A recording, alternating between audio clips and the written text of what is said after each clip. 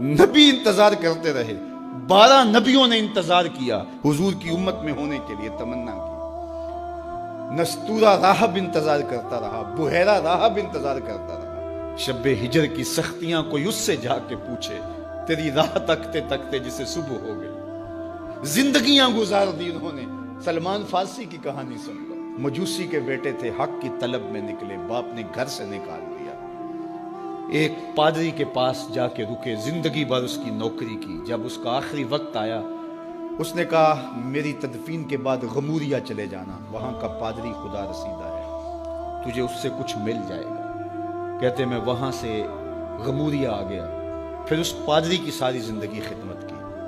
جب وہ مرنے لگا تو اس نے کہا کوئی ایسا شخص نہیں ہے جس کے پاس اب میں تجھے بھیجوں، لیکن نبی آخر الزماں کے ظہور کے لمحے آ گئے، تو یہاں سے یثرب چلا جا، وہ اس نبی کی ہجرت گاہ ہوگی، تیری زندگی سنور جائے گی، تو نے بڑی محنت کی ہے، بڑی نوکری کی ہے میری۔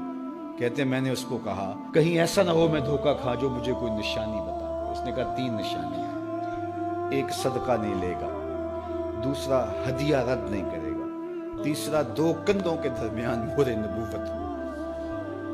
کہتے ہیں میں نے اس کی تدفین کی، یثرب کی جانب جاتے ہوئے ایک قافلے میں شامل ہو گیا، انہوں نے مجھے پکڑ کے اپنا غلام بنا لیا، لیکن میرے پہ مہربانی یہ کی کہ مجھے بیچا جا کے مدینے میں۔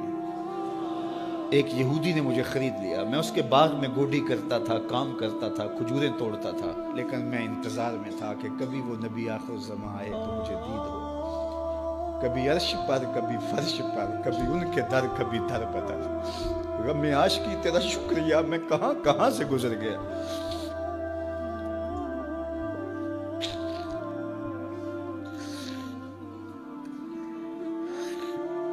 کہتے ہیں ایک دن میں اپنے باغ میں کھجوریں توڑ رہا تھا کہ ہواؤں میں مستی پیدا ہو گئی اور ہر سمت سے طلع البدر علینا کی صدائیں گونجنے لگیں۔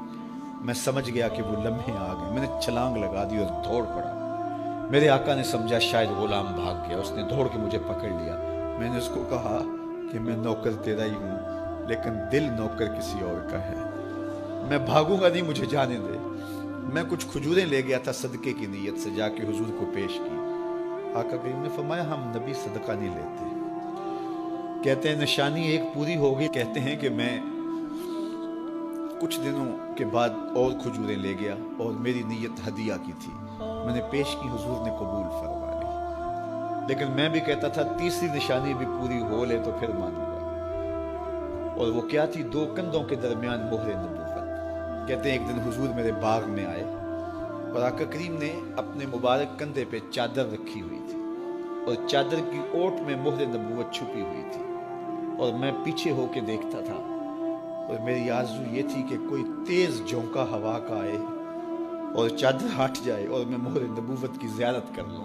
حضور میرے ارادہ قلب سے آگاہ ہوئے، فَأَلْقَى إِلَيَّ رِدَاءَهُ، حضور نے چادر اتار کے میری جانب پھینکی اور پھر ایسے رخ کر کے فرمایا انظر الی ما امرت بہ، اس پادری نے جو بتایا تھا دیکھ لے آ کے۔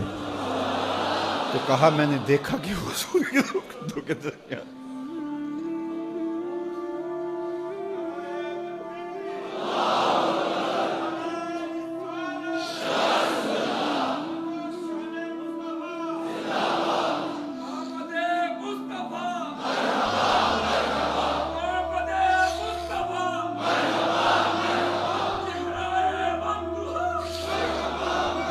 شب ہجر کی سختیاں کوئی اس سے جا کے پوچھے، تیری راہ تکتے تکتے جسے صبح ہو گئی۔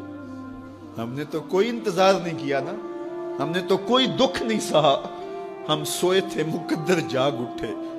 ہمارے والد مسجد سے مولوی صاحب کو بلا لائے، انہوں نے کان میں آ کے کہا مبارک ہو تو حضور کا نوکر بن کے آ رہا۔ میرے والد گرامی ایک شعر جھوم کے پڑھا کرتے تھے، محمد جانے جانا ہے، پیغمبر ہو تو ایسا ہو، رسولوں کی بشارت سے مبشر ہو تو ایسا ہو، امر توقیر کا سب کو موکر ہو تو ایسا ہو، کیا ہم کو غلام ان کا مقدر ہو تو ایسا۔